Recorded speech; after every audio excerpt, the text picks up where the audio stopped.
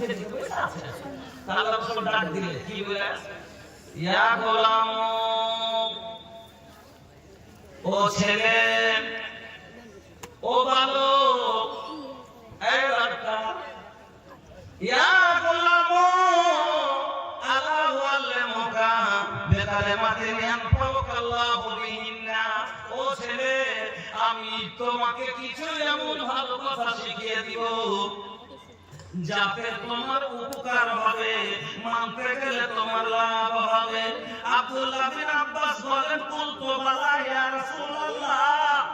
হ্যাঁ হুজুর আপনি শিখান আব্দুল্লাহ বিন আব্বাস কে সেদিন আল্লাহর নবী 10 খানা কথা শিখাচ্ছিলেন 10টা কথার ভিতরে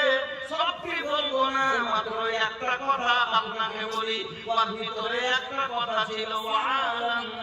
আন্নাল উম্মাতা লাবিজতামাত আলা আইয়াম ফাওকা বিশাইইন লাম ইয়ানফাউকা ইল্লা বিশাইইন কাদ কাতাবাহুল্লাহু লাক ওয়া ইজতামাউ আলা আইয়াদুররুকা বিশাইইন লাম ইয়াদুররুকা ইল্লা বিশাইইন কাদ কাতাবাহুল্লাহু আলাইহি ওয়ালাম জেনে নাও যদি কেউ চাই যে অন্য এই লোকটার আমি উপকার করব একটা লোক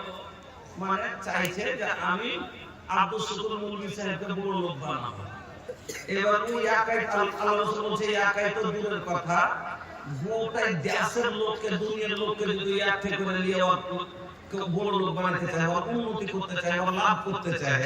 তো কতখানি লাভ হবে যতখানি তকদিরে লেখা আছে ততখানি হবে ওরকমই চায় যে আব্দুল শুকুর দেশে একটা বক্তাকে বসিয়ে দিব হ্যাঁ বিড়ার মনে করে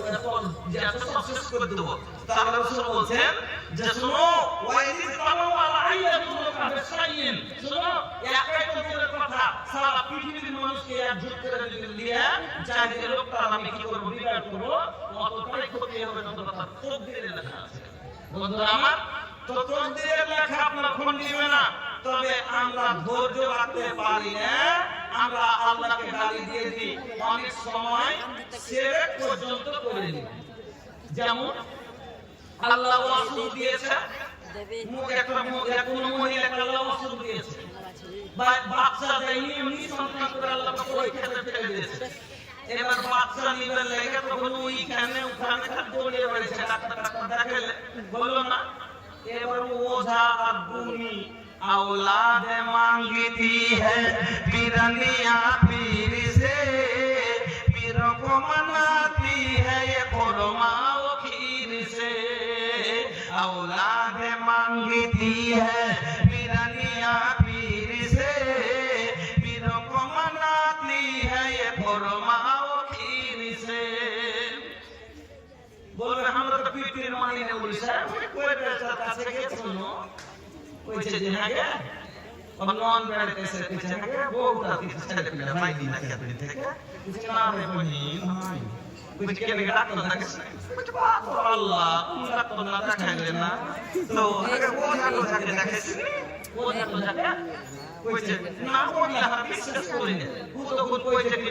ও তো কইছে হ্যাঁ ওটা কথা কইছ নে ওই আগে বড় ছিল ভালো বহুটা ছিল 7 বছর পরে হলো তো ও থাকে দেখি ওটাকে দেখে হলো 7 বছর পরে আচ্ছা কত দিনে ছিল যে 7 বছর পরে এরকম হান্না মারিয়ামকে পেয়েছিল বয়স হবে দেখুন ইব্রাহিম ইসমাঈলকে পেয়েছিল বয়স হয়ে তো আল্লাহ ওয়ার দিনে তো দিনে রেখেছিল আর দিনে পেয়েছে তবে বলছে যে আর কিছু আবু লাগিয়ে দিই এবার চলে গেছে ভাইয়া কইছে মায়ের লোক বুঝনি কেন করে বুঝনি মানে কি বকরি আর দিল মানে বকরি দিল কেন আমাকে বুঝনি করে বকরি ওর মানে ছোট দিয়ে বস্তু হ্যাঁ দেখিয়ে আসল মাসে বলতে কোনো বাধা আছে কোনো কথা নাই পান্ডে আছে কোনো কথা নাই ভূমি বাধা আছে কোনো কথা নাই আর বকরির বদলে যদি 3 ফোঁটা ম্যান পড়ে যায় আল্লাহ তো ওই রকমই পুরুষ লোকের বদলে কত রকমের কত কষ্ট আছে পুরুষ লোক মুখে সহ্য করে নাই আর মায়ের লোকের কাছে যদি একটু খালি কোনো মুসিবত হয়ে আসে ও খাওয়া যাবে না একটু দেখে কাঁদতে লাগবে বরদাস্ত করতে পারবে না মাথা হারিয়ে দেবে এই জন্য ধৈর্য রাখতে পারে না তাদের বকরিটা যখন একটু ফোটা আমি এটা শুধু তো শিখিয়ে দেবো কিন্তু এইটা ওরকমই মহিলা করতে পারে না যে আমার কোনো কিছু না এই এবার কই কই যাচ্ছে ছাড়া গেছে কি এসে কাজ করে না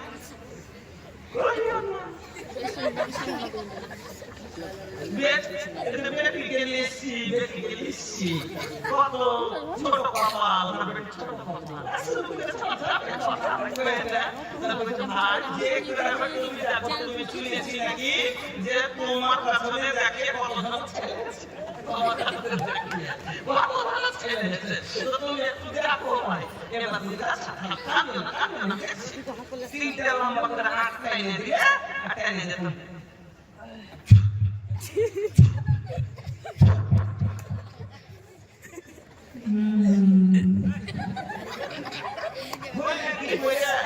ফটো ডাইলা কাপড়টা পড় কাটা কুটি কিছু দেখতে পাওনি ইয়াদের কোন খেয়ে দিছিল না কাটিতে মুইয়ে কাপড় পুরানা কাপড় শুকাতে দিয়েছে আজকে আমি আগে সব হাত দিয়ে কোথাও ধান তুলছি কাপড়টা তুলিয়ে ছোট ছেলে উপর থেকে তো নিচে টাইমটা কোন ছেড়ে চলে গেছে আজ ওর মনে পড়েছে যে নিয়ে যে কাপড় পুরানা কাপড় পুরানা কেটে নিয়েছে দিয়ে তোমার উপর জাদু করে দিয়েছে এই কি করতে হবে ভাই না সাতটা মিটে গেছে সাতটা সুন্দর পান গেছে আর ঠিক আছে মুলি সাহেব আমরা কিছু লিখে দিই না খেয়ে করে দিয়েছে আর দিয়ে তখন আমাকে তেল পানি করে দিয়েছে দিয়ে তো করেছে এটা সে দেখলা সামান্য একটা মাছের কারণে জান্নাতে গেছে বুখারীর হাদিস